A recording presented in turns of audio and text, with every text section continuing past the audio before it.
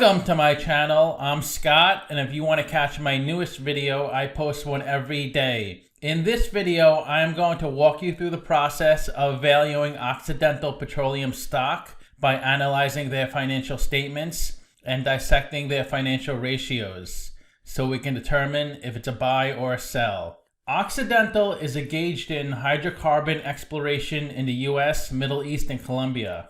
It also operates petrochemical manufacturing in the US, Canada, and Chile. It's the 9th largest petroleum producer in Texas. In August 2019, the company acquired Anadarko Petroleum for $57 billion. This was the 4th largest oil and gas acquisition ever. The company produces about 1 million barrels of oil per day. In 2016, Vicki Hollub, who worked at the company since 1981, became the CEO, the first female CEO of a major US oil and gas company. Let's get started with the model. This is a large cap company, 21 billion market cap. They're trading at $23 a share and they have 931 million shares outstanding. Let's look at the financials. The way you value a company is you estimate the free cash flows into the future and then you discount those numbers back to today's value.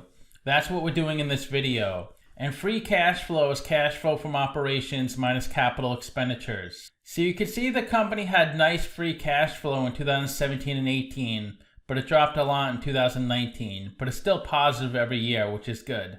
Net income is the profit and loss on the income statement. It's revenue minus expenses. They had a lot of net income in 2018 at $4 billion, but negative $1 billion in 2019. Revenue is the sales for the company, and that was growing a lot from 2017 to 2019, dropped a little in the trailing 12 months.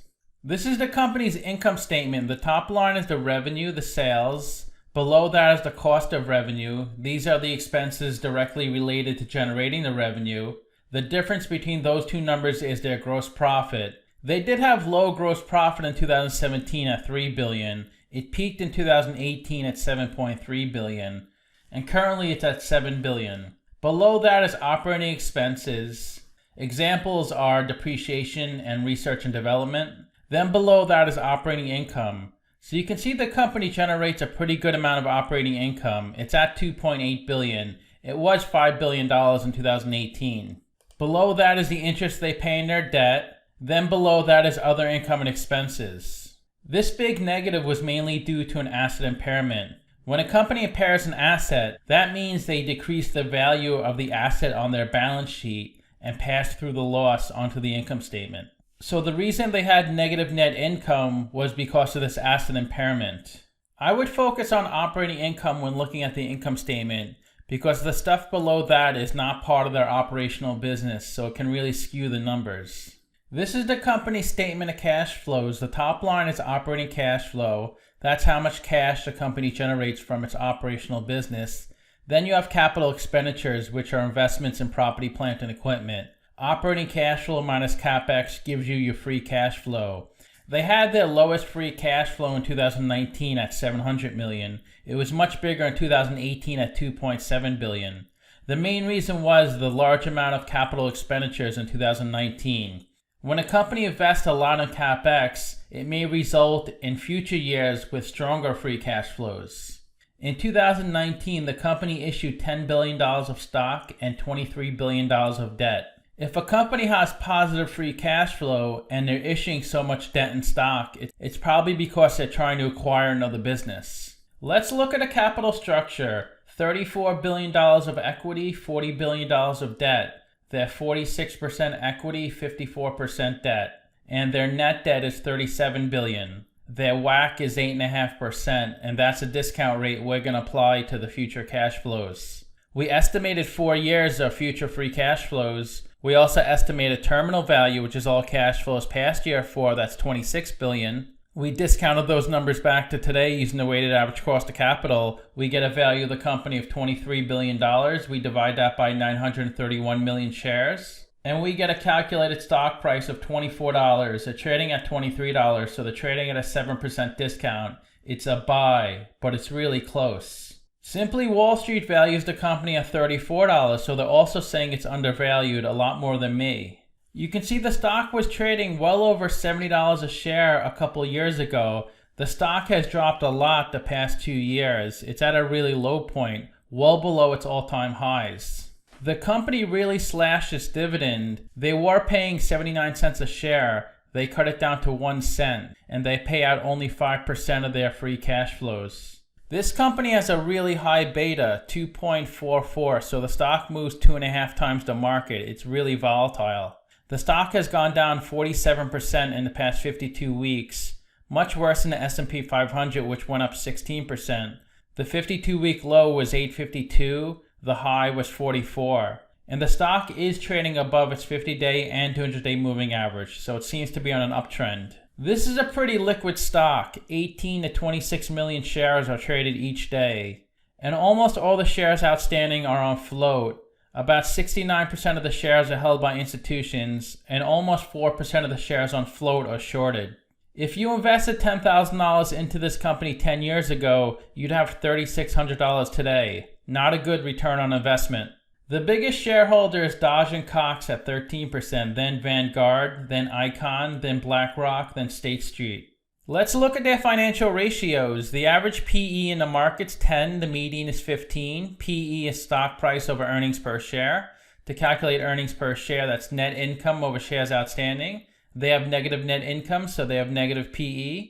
Price of sales is stock price over sales per share. They're at 1.1, so investors are paying $1.10 for $1 revenue. That's a really good price to sales ratio. Price to book is stock price over book value per share. They're at 0.6. That's a really good price to book ratio also. And the way you calculate book value per share, it's equity over shares outstanding. Equity is assets minus liabilities on the balance sheet, and they have $34 billion of equity, $25 billion of tangible equity, because they have about $10 billion of intangible assets on their balance sheet. Interest coverage ratio is EBIT over interest expense. They can cover their interest payments about 2.5 times. ROE is net income over equity. They have negative net income, so they have negative ROE. Current ratio is current assets over current liabilities. They're at 1.2, so they have a good current ratio. And their current assets are $3 billion of cash, $6 billion of receivables, and $1.5 billion of inventory. So the company does seem to be well capitalized. They had over $700 million of free cash flow, $3.7 billion of working capital, and a small dividend payment since they cut their dividend. It's down to $760 million. So they have about $3.7 billion of funding. The best way to look at ratios to compare them to similar companies, I've done videos of 11 companies in the same industry as Occidental. If the company has a number in red, they're worse than the average. If they have a number in green, they're better than the average. So they're worse in PE. Due to that large asset impairment, they have negative net income. They're doing really well in price sales and price to book. They do have a good current ratio because it's above 1. They do have negative ROE, but that's better than average because the average is negative 14%. A lot of these companies have a big negative ROE because they have negative earnings. They're 54% debt, which is double the average. And they're $21 billion market cap, which is much bigger than the average. They're one of the bigger companies on this list. And they pay a really tiny dividend. So to summarize, I do have them trading at a 7% discount. Their stock has come down so much, so it looks like it could be a really good value, and it may go up a lot in the future. And this is a pretty big company, 21 billion market cap. They've been around for 100 years, so they're not going anywhere. I ranked their free cash flow 6 out of 10. They were a little low in 2019. I ranked their revenue 8 out of 10. It's been growing at a pretty good rate. And I ranked their ratio 7 out of 10. They have really good ratios except for the PE and ROE, but that's mainly due to the asset impairment. So let me know what you think. Give this video a like, subscribe, or comment below. Also, if you'd like to get a custom valuation or just support the channel, you can become a member by clicking on the link in the description below. Thanks for watching.